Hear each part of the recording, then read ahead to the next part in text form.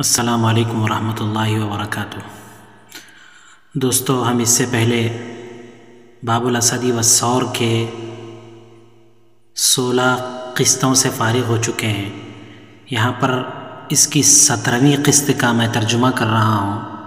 ہم بغیر کسی تمہید کے اس کا ترجمے کو شروع کرتے ہیں دوستو۔ تو دیکھیے دوستو، یہاں سے ہم شروع کر رہے ہیں۔ بغی اللہ یعجل الملک فی امری بشبہۃ، مناسب یہ ہے کہ بادشاہ میرے معاملے میں کسی بھی شک و شبہ کے ذریعے سے عجلت نہ کریں۔ عجل یعجل تعجیلا باب تفعیل سے۔ ولست اقول ہکذا کراہۃ للموت، میں یہ بات موت کی ناپسندیدگی کی وجہ سے نہیں کہہ رہا ہوں۔ فإنہ وإن کان کریہا لا منج منہ، گرچہ کہ موت ناپسندیدہ ہی ہوتی ہے لیکن اس سے چھٹکارا حاصل نہیں کیا جا سکتا ہے۔ وَكُلُّ حَيٍّ هَالِكٌ، ہر زندے کو مرنا ہے۔ وَلَوْ كَانَتْ لِي مِئَةُ نَفْسٍ، اگر میرے 100 جان ہوتے۔ وَأَعْلَمُ أَنَّ هَوَى الْمَلِكِ، اور مجھے یہ پتہ چلتا ہے کہ بادشاہ کی خواہش یہ ہے فی اتلافہن، کہ ان تمام نفس کو، جان کو تلف کر دے۔ طِبْتُ لَهُ بِذَلِكَ نَفْسًا، تو میں اس کے لیے خوشی خوشی راضی ہو جاتا۔ وقال بعض الجند، لشکر کے بعض لوگوں نے کہا، لم ينطق بهذا لحبه الملكہ، اس نے یہ بات بادشاہ سے محبت کی وجہ سے نہیں کہی ہے۔ ولكن لخلاص نفسه والتماس العذر لها، لیکن اس نے یہ بات اپنے جان کے چھٹکارے کے لیے اور اپنے لیے آزار کو تلاش کرنے کے لیے کہی ہے۔ فقال له دمنہ، دمنہ نے اس سے کہا، ویلک، تیری تباہی و بربادی ہو۔ وَهَلْ عَلَيَّ فِي الْتِمَاسِ الْعُذْرِ لِنَفْسِ عَيْبٌ، کیا اپنے جان کے لیے عذر کو تلاش کرنا کوئی عیب ہے؟ اپنے جان کو بچانے کے لیے کوئی عذر کو تلاش کرنا عیب ہے؟ وَهَلْ أَحَدٌ أَقْرَبُ إِلَى الْإِنسَانِ مِن نَفْسِهِ، کیا کوئی چیز انسان کے اس کی جان سے بھی زیادہ قریب ہوتی ہے؟ وَإِذَا لَمْ يَلْتَمِسْ لَهَا الْعُذْرُ فَلِمَنْ يَلْتَمِسُ، اگر اپنی جان کے لیے عذر کو تلاش نہ کرے تو کس کے لیے عذر کو تلاش کرے؟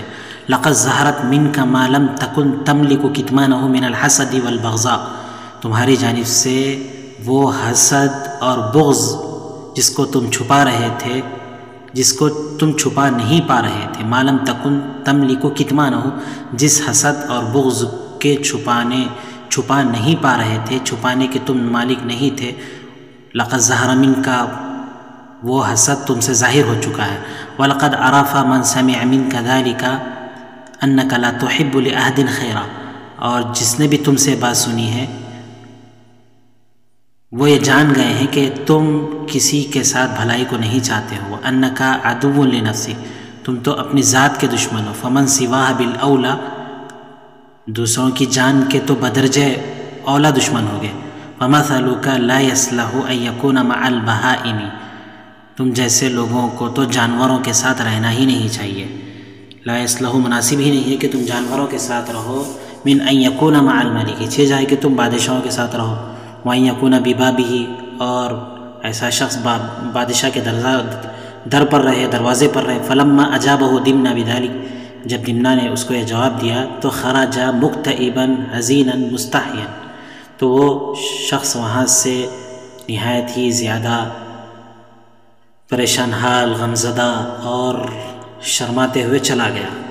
آگے دیکھیے دوستو کہ وقالت ام الاسد لدمنہ، شیر کی ماں نے دمنہ سے کہا، لقد عجبت منک ایھا المحتال، اے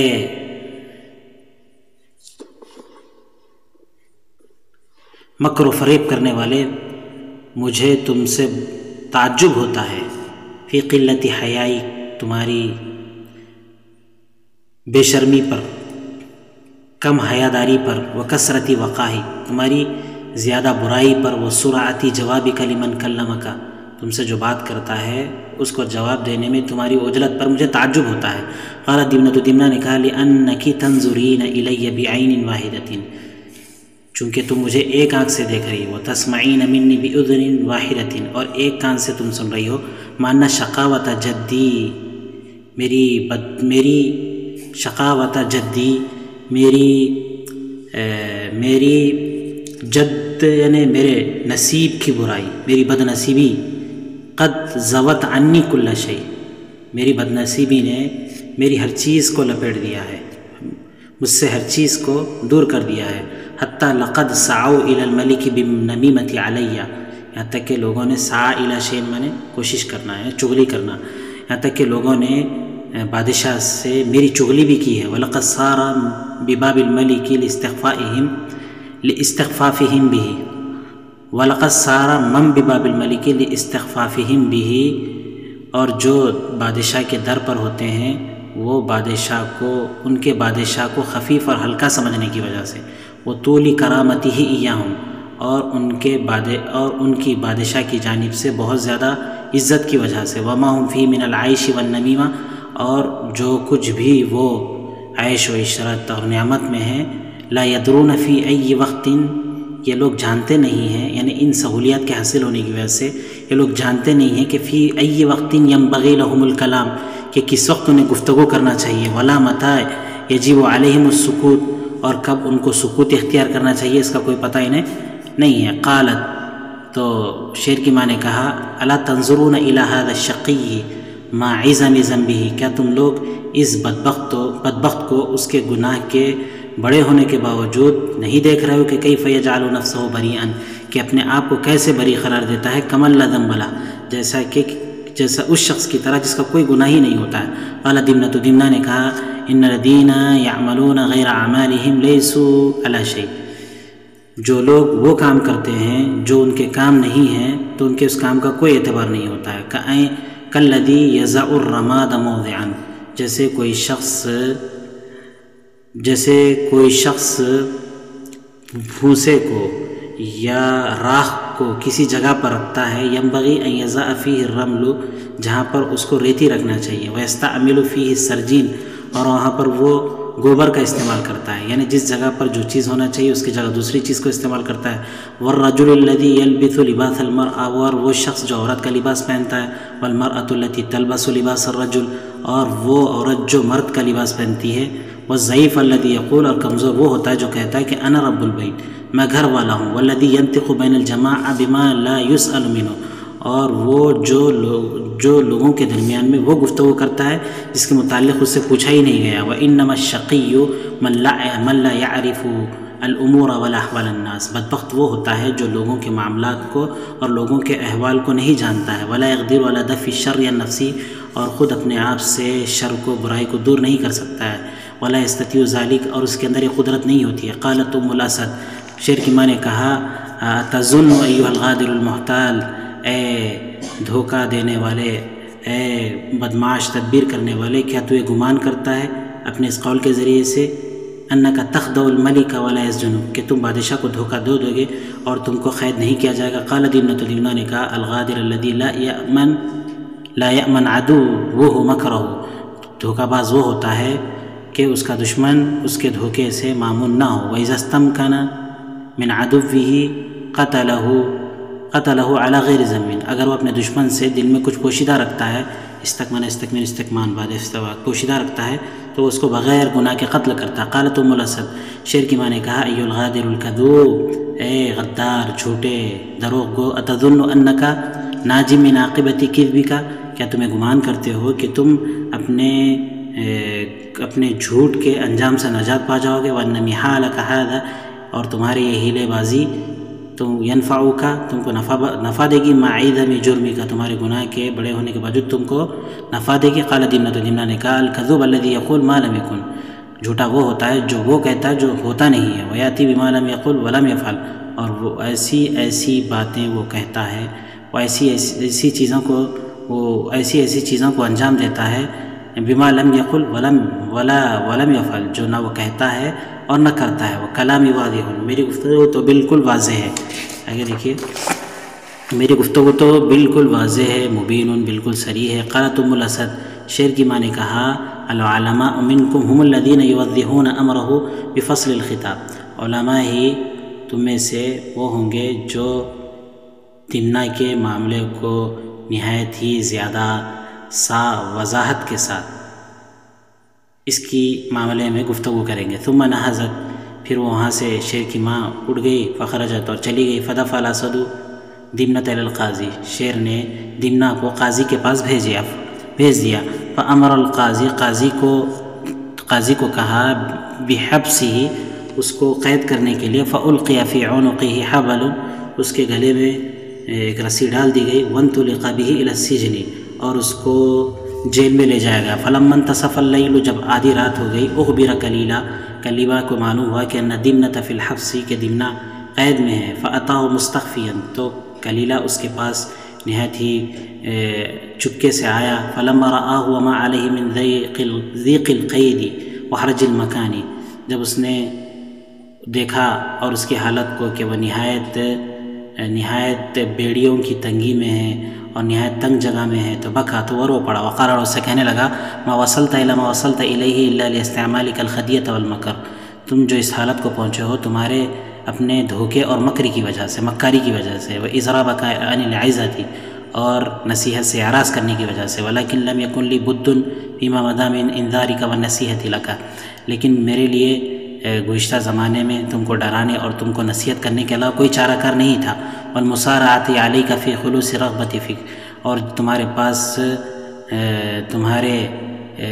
فی خلوص رغبۃ فیک، تمہارے سلسلے میں خالص رغبت کی وجہ سے جلد آنا کے سوا کوئی چارہ نہیں تھا۔ فإنہ لکل مقام مقال، اس لیے کہ ہر جگہ کی گفتگو ہوتی ہے، ولکل موضع مجال، ہر جگہ میں ایک موقع ہوتا ہے۔ ولو كنت قصرت في عزتك حين كنت في عافیۃ، اگر میں نے تم کو نصیحت کرنے میں کوئی کمی کی ہوتی جب تم عافیت میں تھے، تو لکنت اليوم شریکک فی ذنبک، تو آج میں بھی تمہارے گناہ کا شریک ہو جاتا۔ غیر ان العجب دخل منک مدخلا، لیکن عجب اور تکبر اور بڑائی تمہارے اندر رس بس چکی تھی۔ دخل منک مدخلا، تمہارے ہر جگہ میں داخل ہوتی۔ قہر رأیک، تمہاری رائے کو اس نے مغلوب کر دیا تھا۔ وغلب علی عقلک، اور تمہارے عقل پر وہ غالب آ چکی تھی۔ وکنت اضرب لک الامثال کثیرا، میں تم کو بہت ساری مثالیں بیان کرتا۔ واذکرک قول العلماء، علماء کے اقوال کو ابھی تمہارے سامنے میں تذکرہ کرتا۔ وقد قالت العلماء، علماء نے کہا ہے، ان المحتال یموت قبل اجلہ، تدبیر کرنے والا اپنی مدت سے پہلے ہی مر جاتا ہے۔ قال دمنہ، تو دمنہ نے کہا، عرفت صدق مقالتی، تمہاری بات کی سچائی مجھے معلوم ہوئی۔ وقد قالت العلماء، علماء نے کہا، لا تجزع من العذاب اذا وقف منك على خطیئۃ، تم عذاب سے، تکلیف سے جزا فضا مت کرو، رو دھو نہیں جب تم کسی غلطی کے مرتکب ہو چکے ہو۔ وَلِأَن تُعَذَّبَ فِي الدُّنْيَا بِجُرْمِكَ خَيْرٌ مِّنْ أَن تُعَذَّبَ فِي الْآخِرَةِ، اور یہ بہتر ہے کہ تم کو تمہارے جرم کا عذاب دنیا میں دے دیا جائے، اس سے بہتر ہے کہ تم کو اس کا عذاب آخرت میں دے دیا جائے۔ آگے تھوڑا سا دیکھیے کہ کہتے ہیں بجہنم مع الاسم، کہ تم کو عذاب جہنم میں ہو گناہ کے ساتھ۔ قال کلیلہ، تو کلیلہ نے کہا، قد فہمت کلامک، میں تمہاری گفتگو کو سمجھ چکی، ولکن ذنبک عظیم، لیکن تمہارا گناہ بڑا ہے۔ وعقاب الاسد شدید علیم، اور شیر کی سزا بھی بہت زیادہ سخت اور دردناک ہوتی ہے۔ وکان بقربہما فہد، وہاں پر ان دونوں کے قریب ایک تیندوا تھا، معتقل، جو قید میں تھا، یسمع کلامہما ولا یریانہ، وہ ان دونوں کی گفتگو کو سن رہا تھا اور وہ اس کو دیکھ نہیں پا رہے تھے۔ تو دیکھیے یہاں پر ایک تیندوا ہے، یہ کلیلہ اور دمنہ دونوں کی گفتگو کو سن رہا ہے۔ دمنہ یعترف، یہاں پر جو ہے دمنہ اعتراف کر رہا ہے اپنے گناہ کا، الفہد، اور تیندوا سن رہا ہے۔ تو دیکھیے فعرف معاتبۃ کلیلہ لدمنہ، وہ جان گیا کلیلہ کے دمنہ کو اس کے بدکاری پر عتاب کرنے کو، سرزنش کرنے کو جان گیا۔ وما کان منہ، اور جو اس سے گناہ سرزد ہوا تھا وہ اس کو جان گیا۔ وان دمنۃ مقر بسوء عملہ وعظیم ذنبہ، اور دمنہ خود اقرار کر رہا تھا اپنے بدعملی کا اور اپنے بڑے گناہ کا۔ فحفظ المحاورۃ بینہما، تیندوے نے ان دونوں کی آپس کی گفتگو کو محفوظ کر لیا۔ وکتمہا لیشہد بہا ان سئل عنہا، اور اس بات کو چھپا لیا تاکہ جب اس سے پوچھا جائے تو وہ اس کی گواہی دے۔ ثم ان کلیلۃ انصرف الی منزلہ، پھر کلیلہ اپنے گھر کو لوٹ گیا۔ تو دوستوں ہم اس ویڈیو کو یہیں پر ختم کرتے ہیں. اس کے بعد والا اگلا حصہ ہم آگے پڑھتے ہیں. آپ سے گزارش یہ ہے کہ آپ ہمارے اس کام کی ہمت افزائی کریں. ہمارے اس کام کے سلسلے میں جو بھی آپ کی جانب سے مفید مشورے ہو سکتے ہیں وہ ضرور دیں.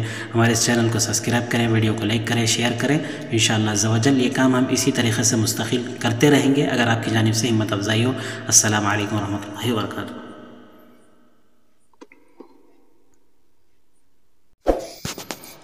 دوستو ہمارے چینل کو سبسکرائب کریں, بیل آئیکن کو دبائیں, ویڈیو کو لائک اور شیئر کریں, ویڈیو پر کمنٹ بھی کریں. جزاکم اللہ خیرا و احسن الجزا.